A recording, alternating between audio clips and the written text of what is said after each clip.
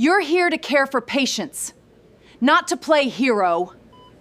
Charge Nurse Denise Carver snatched the silver star off Kendra Lawson's chest and dropped it into a steel tray right in front of the entire nursing station.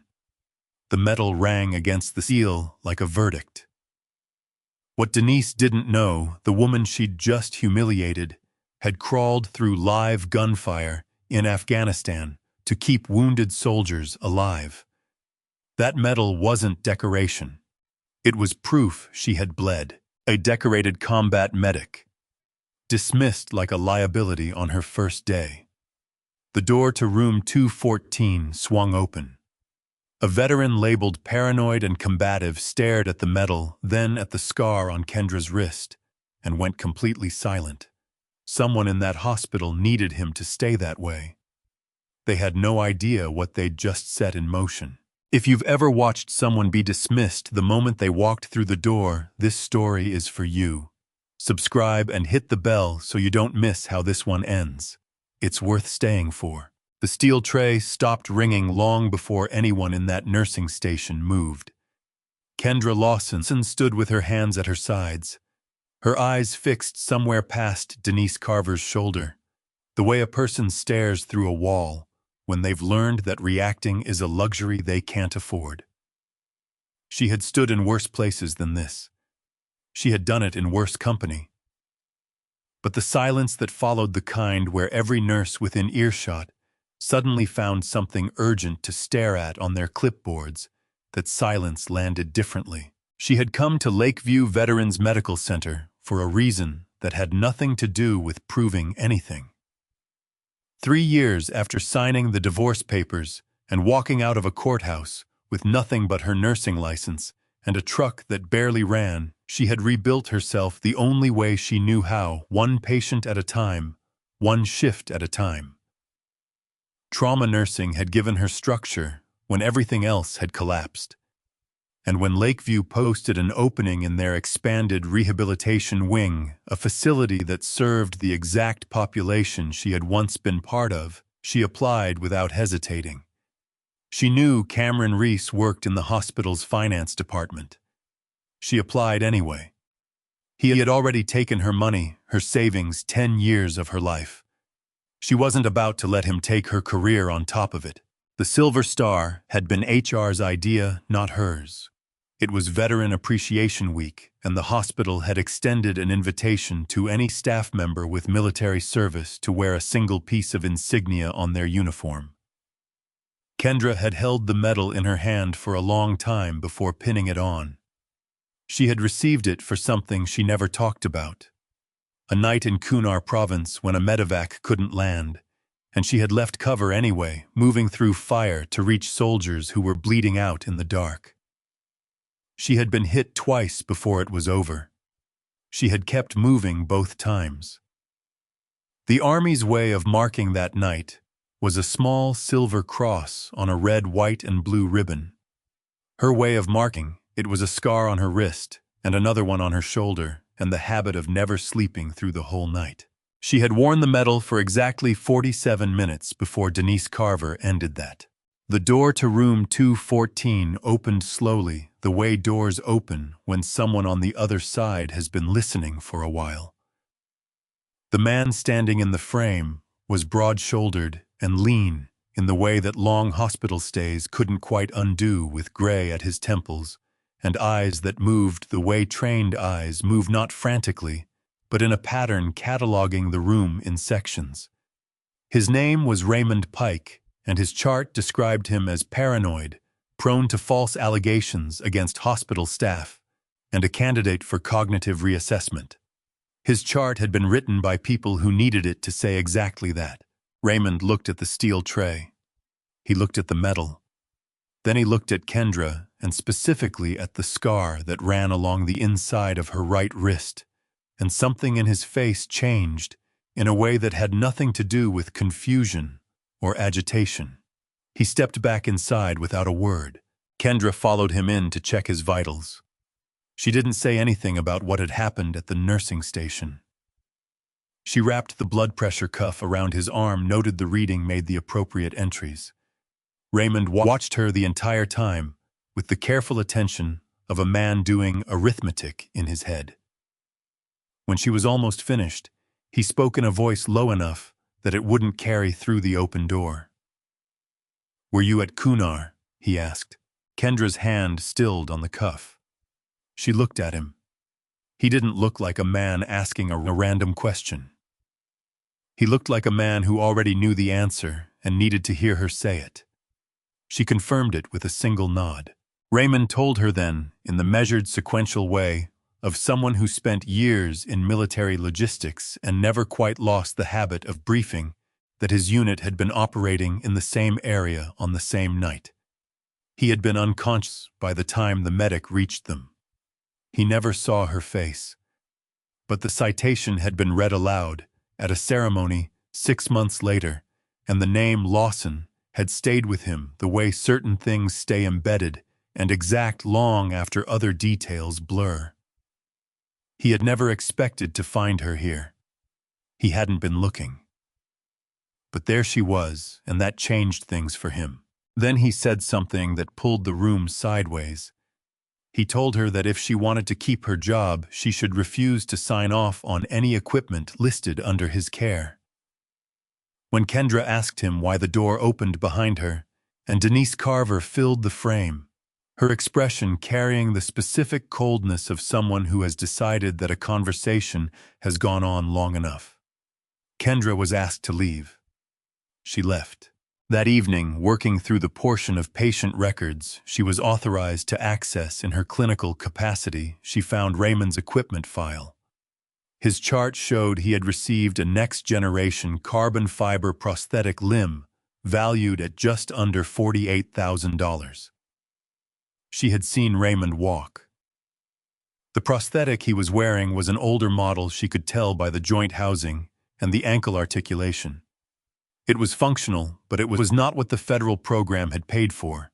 It was not close. Raymond's warning made sense now in a way it hadn't an hour ago.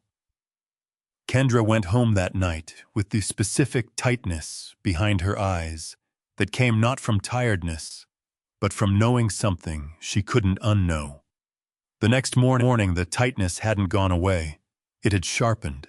What arrived instead of clarity was a disciplinary report filed by Denise Carver and waiting in Kendra's staff inbox before her shift began.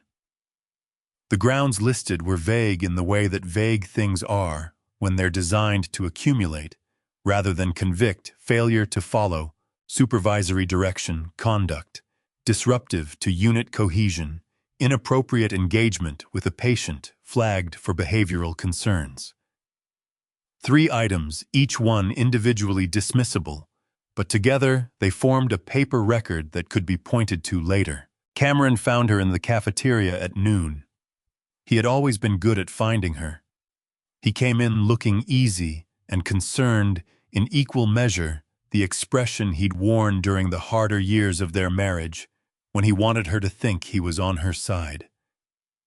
He sat across from her without asking, slid a cup of coffee toward her that she didn't touch, and said he'd heard things were already getting complicated. He advised her to request a transfer to a different unit. Something quieter, he said. Something where she could settle in without friction. Then he told her in the tone of someone offering purely practical advice that she should especially stay away from room 214. Kendra had not told Cameron she'd spoken with Raymond. She had not told anyone except Jillian Hayes, her closest colleague, a fellow nurse who had been at Lakeview for 4 years and who had the kind of institutional memory that came from paying attention rather than climbing. Cameron had no clinical access to patient interaction logs. He had no reason to know which room had caused the problem unless someone with that access had told him. She didn't react. She picked up the coffee finally and took a sip and told him she'd think about it. He seemed satisfied with that. He left. Kendra sat alone for another few minutes, turning the geometry of it over. Cameron's warning told her 2 things. Simultaneously, whatever was happening in room 214 was connected to something larger than a single equipment discrepancy, and someone inside the hospital was moving information to Cameron in real time. Denise Carver was the only person with both the administrative access and the evident motivation. That wasn't a certainty yet, but it was a direction. The question she had to answer wasn't whether she'd found something worth investigating. It was whether she was willing to be the person who investigated it. She could request the transfer Cameron suggested. She could decide that she had already given enough to the Army, to Cameron, to the idea that her job was to absorb damage so that someone else didn't have to. She thought about Raymond Pike standing in that doorway. She thought about the way he'd said her name, not Kendra, not ma'am, just Lawson. The way soldiers used last names when the last name meant something to them. She thought about a man whose own chart was being used as a weapon against him. A man who had remembered her name for 10 years and had spent weeks in that room trying to tell someone what he'd found only to be written off as paranoid and prone to false allegations. He had not looked unstable to her. He had looked like a man who knew exactly what was happening to him and had run out of people willing to believe it. Kendra submitted a formal request to remain the primary nurse assigned to room 214. She documented the submission with a timestamp. She sent a copy to Jillian and kept one in her personal files. She had learned in Kunar that the worst thing you could do in a dangerous situation was move before you understood the terrain. She had also learned that staying still too long in the same spot got people killed. The line between patience and paralysis was something you calibrated in real time with incomplete information while other things were in motion around you. She had calibrated it before. The request was approved the next morning, likely because Denise hadn't anticipated she'd ask rather than retreat. That approval was the first thing that had gone Kendra's way since she'd walked through the front doors of Lakeview. She intended to use every hour of it. The pressure didn't arrive all at once. It came in layers the way cold does, each one manageable on its own until you realize you've stopped feeling your hands. Within the first week of Kendra's reassignment confirmation, Denise had moved her to night shifts without explanation, doubled her patient load to a number that would have been flagged as unsafe in any honest audit, and begun logging every minor deviation from protocol with the precision of someone building a case file. A blanket returned to linen 30 seconds late. A verbal update delivered in the hallway instead of at the station. Small things documented carefully, designed to accumulate. Cameron appeared again midway through that week, this time in the corridor near the rehabilitation wing, carrying a manila folder with the practiced casualness of a man who wanted to look like he was doing Kendra a favor. He said the finance department had identified some incomplete equipment, confirmation records, and that a few signatures would clean everything up administratively. He spread 3 forms on top of a supply cart and pointed to the signature lines. Kendra looked at the dates on the documents.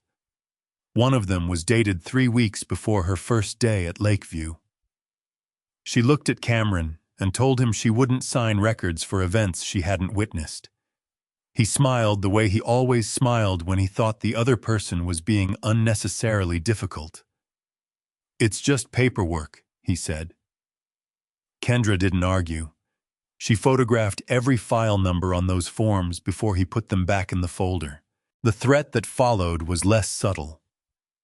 After a night shift that ended past 2 in the morning, Kendra walked to her car in the lower parking structure and found a black SUV positioned at an angle that blocked her path. No one stepped out. The driver's window came down just far enough for an arm to extend, and a sealed envelope landed on her hood. Inside, photographs of Raymond in his room, photographs of her front door taken from the street, a printed copy of her internal work schedule, and a typed message that said she had 48 hours to sign the corrections.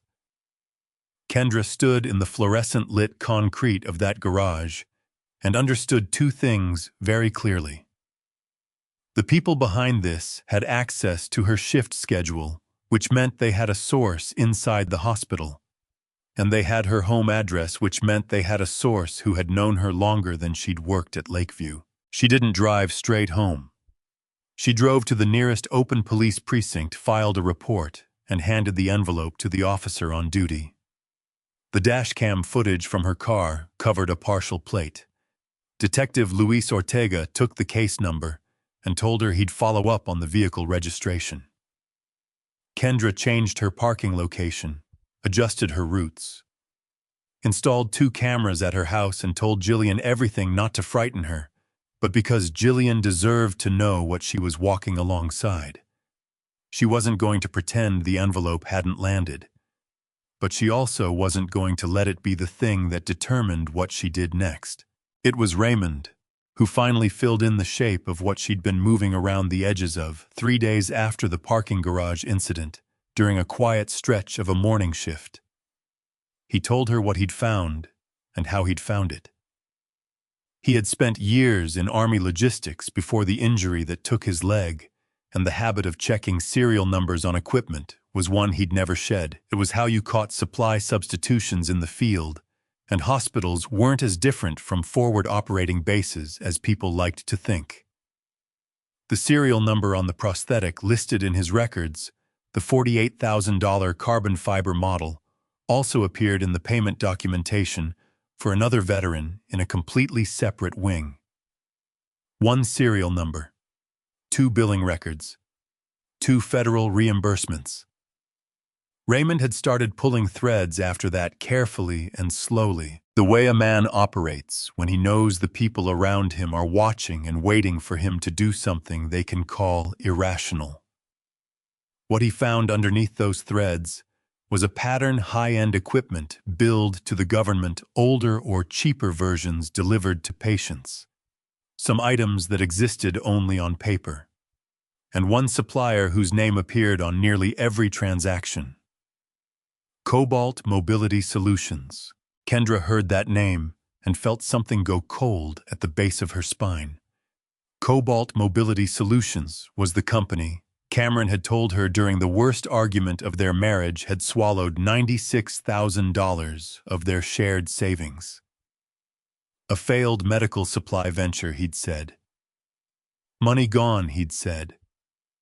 She had believed him because she was deployed and exhausted, and because she had spent 10 years believing that the man she married was at least honest about money, even when he was failing at everything else. She sat with that for a moment. The specific quality of having been wrong in a way that connected 2 separate injuries into one. Cameron hadn't lost that money. He had moved it. Cobalt hadn't failed. It had become something else, a supplier that ran through a chain of intermediary companies and fed contracts into Lakeview through Bradley Vance, the hospital's chief operating officer, who approved the supplier agreements. Cameron managed the money once it moved.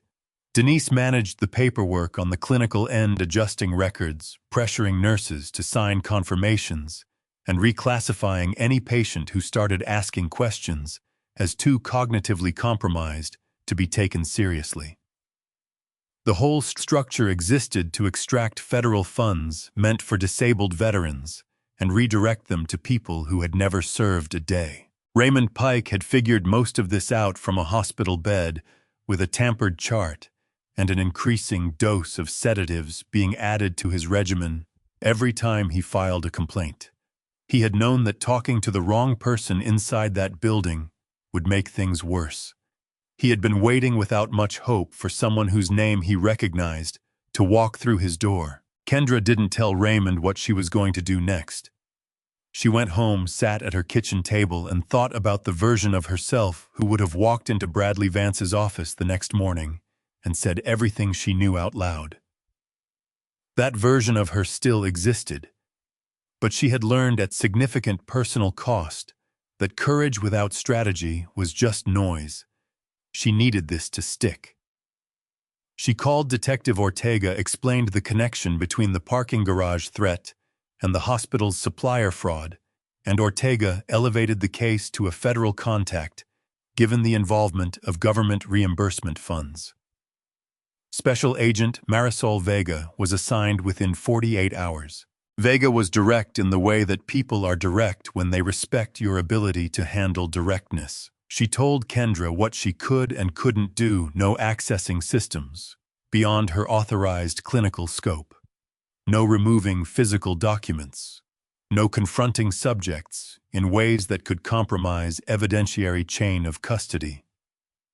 What Kendra could do was preserve everything that came to her legitimately through her work document, every interaction with Cameron, Denise, and Vance with timestamps and report. Anything that crossed her path in the course of doing her job. Kendra agreed to all of it. She had fought in terrain where she didn't control the perimeter before. She knew how to work within boundaries without being paralyzed by them. She found out 2 weeks later that her garage had been broken into overnight. The damage was specific in a way that random vandalism wasn't. The window smashed. The dashboard cracked, the words, "Sign it," gouged into the driver's door. Nothing was stolen. But one storage cabinet in the back of the garage had been emptied onto the floor, the cabinet where she kept paperwork from the divorce. In the scattered pile, she found a transaction record she'd printed years ago and never thrown away, a wire transfer of $96,000 from their joint account destination, listed as Cobalt Mobility Solutions. She had kept it because her attorney had asked for records of marital assets. Now she picked it up off the concrete floor and understood that the money Cameron claimed to have lost was the seed capital for the entire fraud. Her money. The savings she'd built through deployment pay and combat bonuses, and years of living like someone who didn't need anything because she was never home long enough to need things. She handed the document to Vega the same afternoon. The counterattack began quietly. Kendra and Jillian worked through the patient records they were authorized to access and documented a clear timeline. Every veteran who had filed a complaint about equipment received a new clinical notation within days describing cognitive decline or psychological instability. Raymond's chart showed the pattern most clearly. Sedative dosages had been increased after each of his formal complaints, and nursing notes from before those complaints described a man who was alert-oriented and precise in his recall. The notes afterward read like they'd been written about a different person. Kendra reported all of it to Vega, who instructed the hospital's IT department, through a legal request Kendra had no part in, to preserve access logs, editing histories on patient records, parking lot camera footage, and all guest pass generation data going back 6 months. Jillian had been careful since the night Kendra told her about the parking garage. She varied her routes, stayed in sight of other staff when walking to her car, and kept her phone charged. But the afternoon it happened, she had stayed late to finish pulling a medication log that showed the exact timeline of Raymond's sedative increases documentation Vega had specifically flagged as important. She was heading across the employee lot to meet Kendra when 2 men came at her from between parked cars and went for the bag she was carrying. Jillian didn't let go. One of them shoved her hard enough that she went down on the concrete and didn't get back up on her own. She was transported to the emergency department with a concussion and a fractured wrist. The bag was gone. Kendra sat in the ER waiting area for 2 hours and felt the particular heaviness of knowing that someone else was hurt because of something she had started. Jillian had known the risks in the abstract and had chosen to help anyway, which made it no easier to sit with. But the IT preservation request Vega had filed weeks earlier turned out to matter more than anyone had anticipated. Reviewing the parking lot camera footage alongside the guest pass system logs, investigators found that the 2 men who attacked Jillian had entered the employee parking area using a QR code pass generated from Denise Carver's administrative account. Not Denise herself, but her credentials used with a precision that required either her direct involvement or her explicit cooperation. The chain was tightening from every direction. But before any of it could close, Bradley Vance moved first. The morning after Jillian's attack, Kendra was called into a meeting with Human Resources, the hospital's legal team, and Vance himself. On the table in front of them were printed records, electronic confirmations, time-stamped and formatted to look official, showing that an account bearing Kendra's name had verified delivery of equipment valued at several $100,000 across multiple patients, including some in Raymond's wing. Vance announced her immediate suspension pending investigation. Her hospital badge was deactivated before she left the room. Cameron had spoken to the internal investigator. That morning, she learned later, had described her as someone who had struggled emotionally since leaving the military, someone with a pattern of needing to insert herself into situations, someone whose judgment under stress was not reliable. He had used the language of concern. He had used the years she had given him as raw material for the case against her. That night, Kendra spread the suspension documents on her kitchen table and went through every page. She was looking for the specific texture of the lie, because she knew with the certainty of someone who had never signed those confirmations that the documents were fabricated, and fabricated things always had a seam if you looked at the right angle. She found it near the bottom of the third page on a signature line for a delivery confirmation dated 14 months ago. The name signed there was Kendra M. Reese. She read it again. After the divorce, she had returned to Lawson. Her current personnel file, her nursing license, her employment contract at Lakeview, all of it carried Kendra Lawson. The name Kendra M. Reese existed in exactly one category of document: the paperwork from her marriage. The tax filings, the joint accounts, the loan agreements Cameron had asked her to co-sign. The records he had kept copies of, because he had always been careful about keeping copies of things that might be useful later. The forgery hadn't been sourced from her hospital file. It had been sourced from her marriage. And that meant there was only one person in this entire structure who could have produced it. She picked up her phone and called Vega. When the agent answered, Kendra didn't say she wanted to prove her innocence. She said, "I think I know what they need me to do. Let me sign." Vega listened without interrupting. When Kendra finished explaining what she wanted to do, the agent was quiet for exactly long enough to think it through, then said she needed 24 hours to prepare the legal framework. The recorded meeting would require authorization, and authorization required the evidence already collected to clear a threshold. It cleared. Vega called back the next morning with a time and a set of instructions, and Kendra spent the rest of that day doing the thing she had always been worst at: waiting without moving. She called Cameron that evening. She kept her voice flat and a little unsteady, the sound of someone who had run out of fight. She told him that Jillian was still in recovery, that her nursing license was flagged, that she had spent the last 48 hours looking at a suspension document with her name on it, and had decided she was done. She said she was willing to sign whatever still needed signing. Cameron's relief came through the phone immediately, the specific exhale of a man who had been holding his breath for weeks. He said he would set up a meeting. Private location, he said. Just the key people, he said. He would make sure everything was handled cleanly.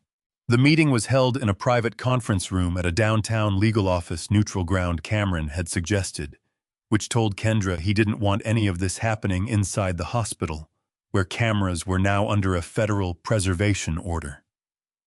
She arrived alone, carrying nothing but her phone and the steady awareness that Vega and Ortega were positioned outside with everything they needed already running. She sat down across from Cameron Vance and Curtis Vale. Vale ran a debt collection operation that operated at the far edge of what lending laws technically permitted, and Cameron had borrowed heavily from him 18 months earlier to cover a gap in Cobalt's cash flow when federal reimbursements were delayed. The interest and penalty structure had pushed that original loan roughly $300,000 to well over $400,000 by the time Kendra walked into that room. Vale was a large man who carried himself like someone who had never once in his adult life been told no and believed it.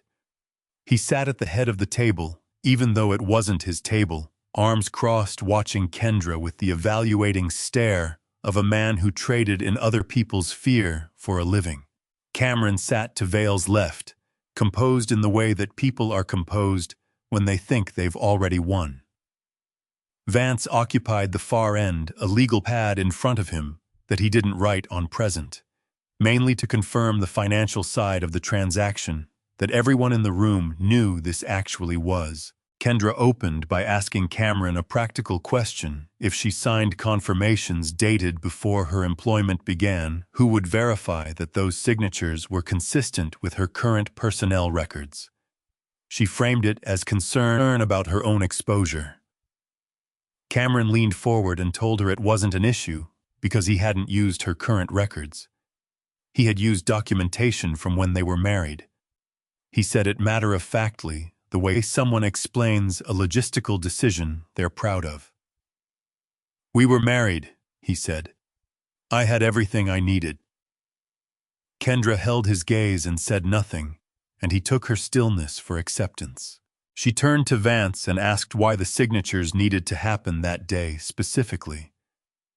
Vance explained that $1.2 million in federal reimbursements was sitting in a processing queue held pending final clinical confirmation. The documents Kendra would sign were the last items in the chain. Once submitted, the funds would release within 72 hours. He said it the way a man explains a business process efficiently, without apparent awareness that he was describing the mechanics of his own prosecution. Vale spoke last without being asked. He told Kendra that once Cameron's debt was settled from the released funds, his organization would have no further interest in her or anyone connected to her.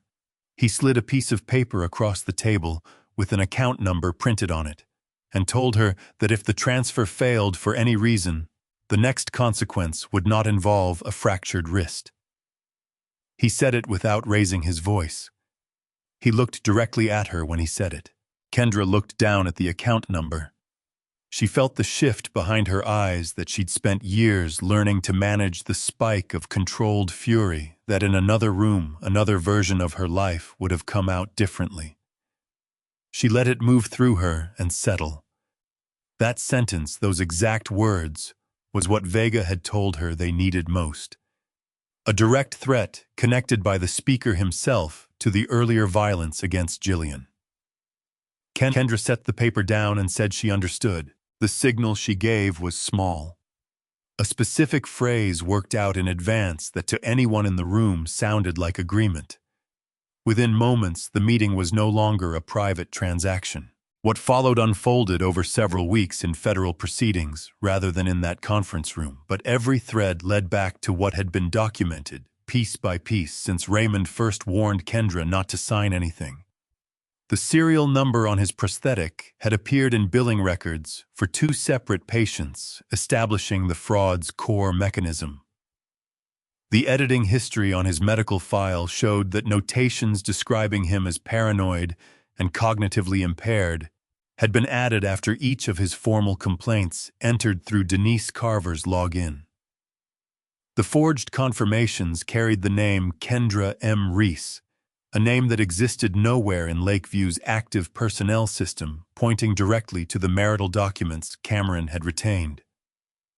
The original $96,000 wire transfer tied the fraud's financing to money from Kendra's own service.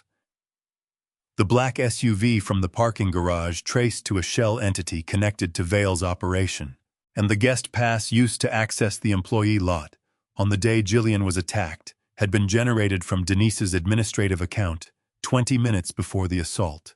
Each piece had been gathered, legally documented precisely, and preserved before anyone in that conference room had known what was coming.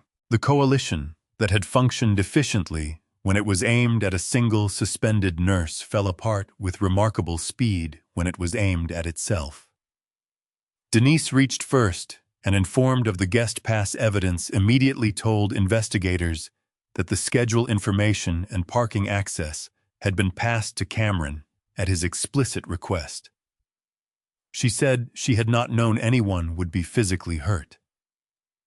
Cameron, in his first interview, shifted the contract authorization entirely onto Vance, describing himself as a financial administrator who had processed payments without full knowledge of their origin. Vance, who had spent his career approving things without leaving fingerprints, found that the access logs and internal communications had kept fingerprints on his behalf. Vale turned over his phone records and transaction histories in exchange for consideration on a separate set of charges, which meant that the people Cameron had borrowed money from were now helping build the case against him. 4 people who had coordinated without hesitation when the target was one woman with a flagged nursing license could not coordinate at all once the cost was personal. Vance lost his position, his financial interest in assets purchased with fraud proceeds, and faced federal charges covering conspiracy, wire fraud, obstruction, and falsification of medical records. Denise lost her nursing credentials and her management role, facing her own charges for altering patient documentation and facilitating the access that led to Jillian's attack.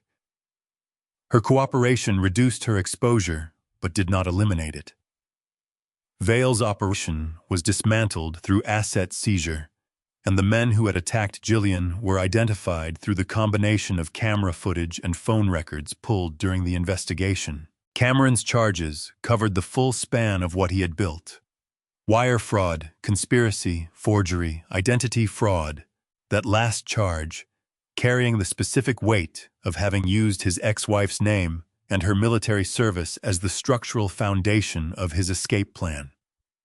His accounts were frozen. Cobalt Mobility Solutions was dissolved.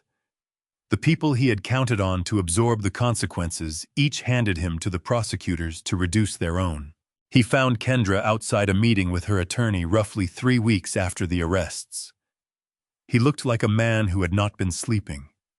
He told her he needed one thing, one sentence from her confirming that she had at some point during their marriage authorized him to use her signature on financial documents. Just enough ambiguity to complicate one charge.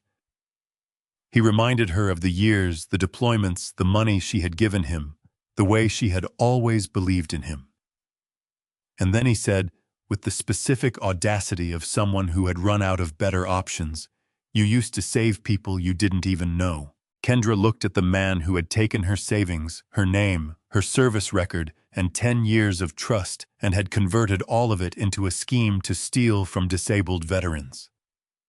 She thought about Raymond Pike lying in a hospital bed with a falsified chart and increasing sedatives because he had done exactly what she would have done, noticed something wrong, and refused to pretend otherwise. She thought about Jillian's fractured wrist. She thought about something Cameron had said to her once during a fight she hadn't fully understood at the time, that she needed to learn how to let people go. "You used to tell me to stop trying to save everyone," she said. "I finally listened." She walked away. She did not look back. The charges against Kendra were dropped in their entirety. The state nursing board reviewed the case and restored her license with a formal notation clearing the record. Raymond Pike was transferred to an independent care assessment program and evaluated by a team with no connection to Lakeview's previous administration. The evaluation confirmed what Kendra had seen from the first day she walked into his room: no cognitive decline, no paranoid ideation, no instability. His records were corrected. He received the prosthetic the federal program had paid for, the carbon fiber model, fitted properly by a specialist, brought in through the Veterans Services Office that should have handled it from the beginning. Jillian returned to work after several weeks of recovery, moving a little more carefully, but moving. The new hospital administration offered Kendra a senior management position. She declined the title. What she proposed instead took 2 months to design properly, in collaboration with hospital leadership, a veterans advocacy organization, and Agent Vega's office. The Veteran Patient Integrity and Advocacy Program gave any veteran receiving care at Lakeview the right to request an independent equipment audit to report billing concerns without that report appearing in their clinical file, and to have a dedicated advocate present. Anytime a cognitive or psychological assessment was being used to challenge their credibility in a dispute.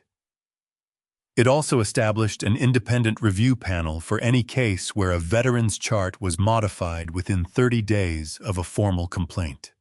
The first office of the program was placed in the room where Raymond had waited and listened and refused to stop believing that someone would eventually come through the door who was worth trusting. Some months later, a vocational training program at Lakeview, one of the new initiatives that came out of the administration restructuring, restored Kendra's father's old Ford F-100. Veterans enrolled in the program's automotive track spent several weeks on it, and they did it correctly, which meant the truck ran the way it was supposed to and looked the way it had when her father drove it. Kendra brought it to the hospital on a Tuesday morning, parked it in the lot, and walked through the front entrance and past the nursing station where a steel tray had once made a sound like a verdict. The Silver Star was mounted behind glass in the office that had been room 214.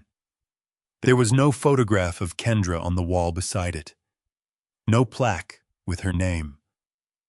Just the medal, and below it a single line in plain type. Listen before you decide who is worth believing. Raymond came by that morning to see how the office was settling in. He stood in front of the glass for a moment, then asked Kendra why she'd chosen to leave it there instead of keeping it. She told him it didn't need to remind people of what she had done. It only needed to remind them not to reduce a person to whatever was convenient to write about them in a file. Raymond nodded once, the way a man nods when something said out loud confirms something he has believed for a long time without having the right words for it. He turned and walked back down the hall on a prosthetic that finally fit. They had ordered her to take the medal off because they thought it meant she wanted to be seen. In the end, the medal was the reason the one man they needed to silence had recognized her and trusted her and refused to stay quiet. Everything they had built to protect themselves came undone because of a piece of metal dropped into a steel tray on her first morning by people who were certain it no longer mattered. Certainty Kendra had learned a long time ago in a much darker place than this was the most expensive mistake a person could make. Some people spend their whole lives being told they're not worth believing. Kendra didn't fight back to prove a point. She fought back because someone needed her to. If this story meant something to you, share it with someone who needs to hear it. And if you're not subscribed yet, now's a good time. There are more stories like this one waiting for you here.